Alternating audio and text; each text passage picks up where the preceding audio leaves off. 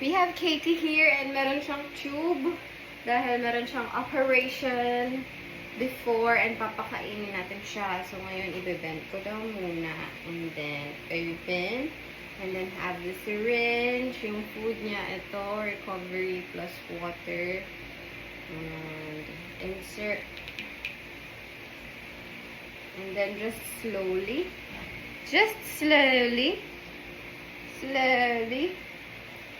feed. Slowly dispense. Ang gulo naman ni Kiki. Ba't ang gulo ni Kiki? Kiki!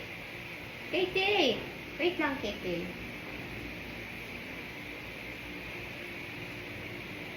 Diretso siya sa esophagus niya kasi may operation na siya sa bibig niya and bawal siyang kumain doon kasi baka ma-infect. Eh, hindi naman nalilinis, diba?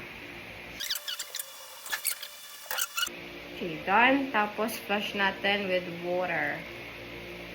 With clean water. Is this the water? Katie! Where are you?